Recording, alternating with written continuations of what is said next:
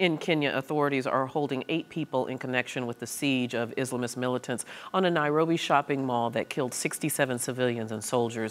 The group Al-Shabaab, which is taking credit for the attack, warned more action by what it calls its warriors is coming.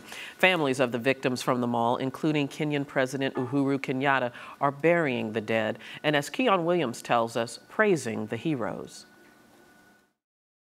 38-year-old Abdul Haji rushed to the mall after getting a text from his brother who was trapped inside. Haji is licensed to carry a gun and went inside with security forces.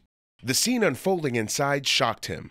It dawned on me that the magnitude of this whole thing cannot be just my brother. These people are here to cause havoc. They're barbaric. As news of the attack made headlines around the world, so did images of Haji helping people who were hiding from the gunmen, including this one of Haji reaching out to a terrified little girl from the United States. We kept asking her to run, and she started running. And I thought that was very, very brave of the little girl. You know, just running towards strangers holding guns. I thought that was brave. I thought she was brave. Haji said things were moving so fast that there was no time to think of fear or being afraid, even when he came face to face with one of the gunmen.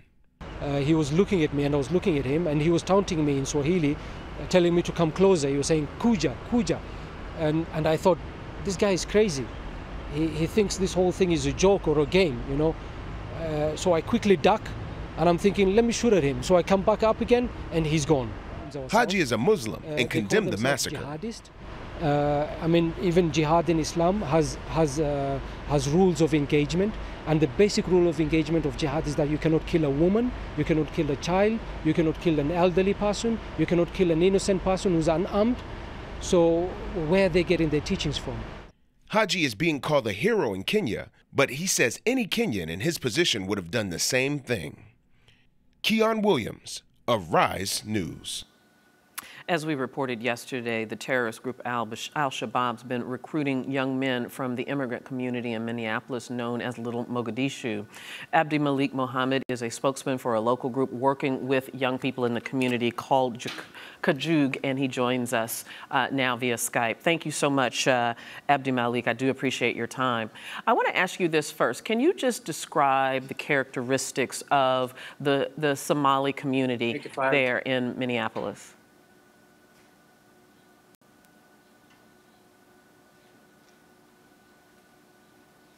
I can hear you. Abdimalik, can you hear me? Yeah, I can hear you now. Okay, hi. This is Debbie Turner-Bell with Arise America. Thank you so much for joining us. I was just asking you, can you just describe the community, the Somali community, Somali-American community there in Minneapolis? Is it very tight-knit? Do they stick together? How would you describe this population?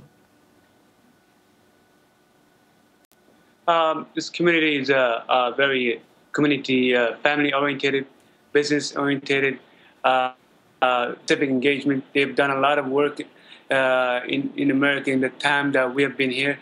They're very active, both politically and socially, and there's a lot of things happening in the community simultaneously happening as of now. I'm not surprised to hear you say that. So that leads me to my next question, and that is, what's the temperament, the mindset, particularly of the young men that are vulnerable to being recruited by Al-Shabaab? Tell me about this group of young men, specifically that your group, Joog, targets to try to keep them out of extremist activity. We deal with a lot of youth between the ages 6 to 24. Mostly between 6 and 18, and a lot of the work that we do is we do it to create social change, and we give platform for youth to the arts to express themselves in different ways, and education is a key to our organization. We feel like through education and empowerment and mentorship, the youth will be able to succeed. We understand the methods that are used is similar to how gangs recruit youth, you know, so we have to also understand that method in order to recruit youth away from anything that's negative, we must educate them. Education is the key.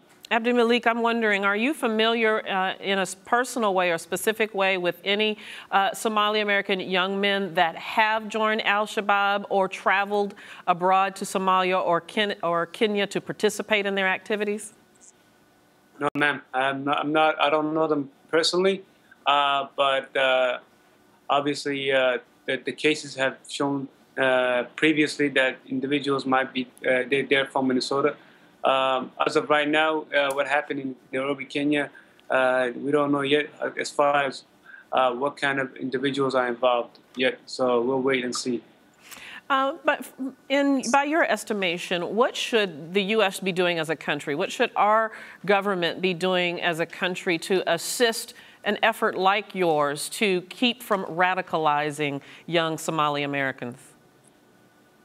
We must empower and believe that the work has to be organic. Somali organizations like Joog have to be funded and resources have to be put on the ground where activities are created for the youth. We are no different than kids in the streets who have no opportunity. You know, we deal with that all the time on the ground. But research, at the end of the day, you must create opportunity for youth to succeed. If you don't, somebody else will give them that opportunity. Abdimalik Mohamed, thank you so much for your time. We wish you well with your efforts. Thank you very much, man. And you are watching Arise America.